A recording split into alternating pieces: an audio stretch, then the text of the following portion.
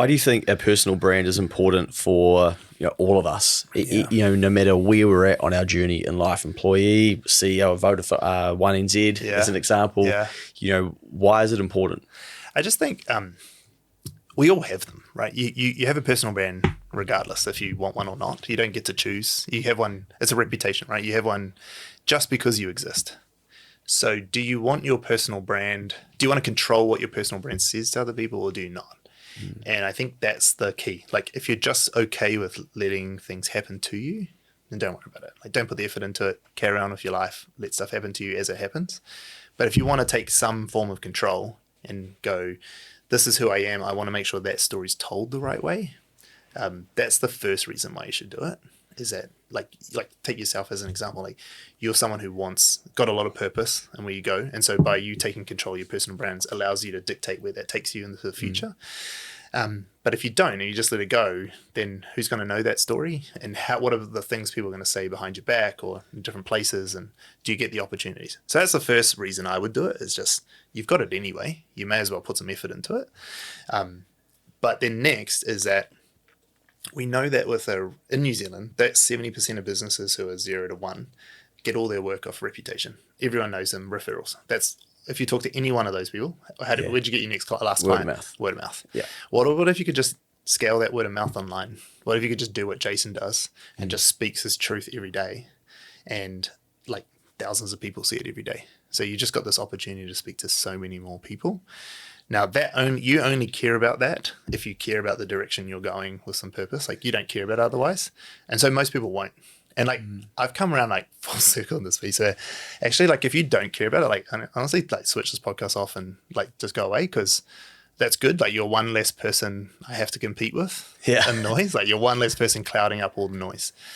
There's enough space for all of us, don't get me wrong. But if you're not going to do it, well, why do I care? Like, I'm going to continue to do it, and we'll continue to win. And I used to be like, oh man, I need to help as many people as possible. And I realized, like, I can't actually help them. I just got to do it. And hopefully some of them will watch and be like, well, I could just copy this guy. I could just copy what he's doing.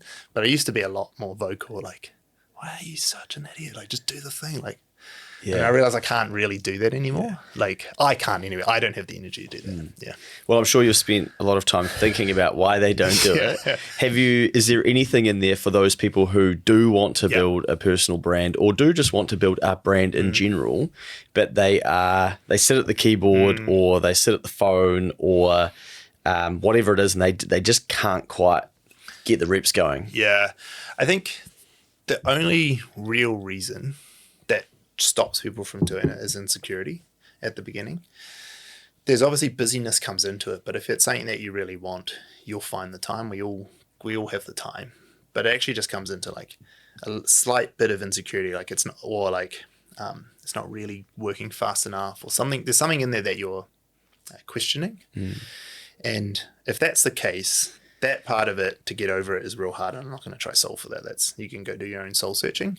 But if you want something to just keep your habit of putting stuff out there more and more, I would get into like a little accountability group. We do this internally with our team. So there'll be like 2 or 3 of the guys who hold each other accountable, and they have like 15-minute powwows with each other. Be like, what's going on with your week? Like, what are you up to? What's something you could write about? What's something you could make a piece of content about?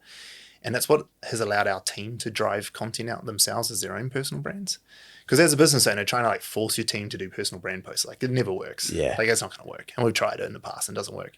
So instead, we just like try to create this culture where you get a little circle of mates and you all just hold each other accountable. And if you're a business owner and you're like, well, it's just me and my business, you probably know 2 other contractors or 2 other small businesses, or you got some mates that you can just stay in a group and hold each other accountable. That accountability piece is more important than the content production.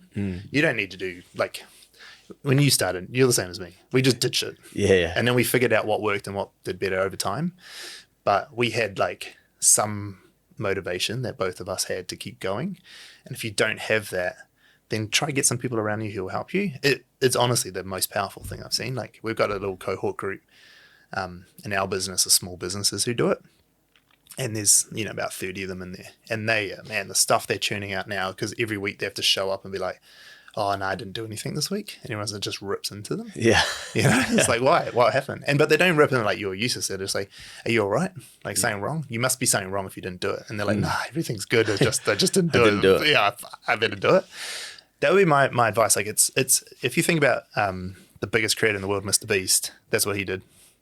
That was his first thing. There was like 4 or 5 of them in a group. Yeah. And then they just would locked in and they taught each other everything. Hey, I did this thing and this is the stats I got back for it. Hey, I did this and this is what I found. And they just had this brains trust. And then they all ended up being quite large. Obviously, he was the biggest of them all. But he had a group of people who just kept him in, kept him motivated, kept him pushing. He had to turn up each week with more stuff to show them.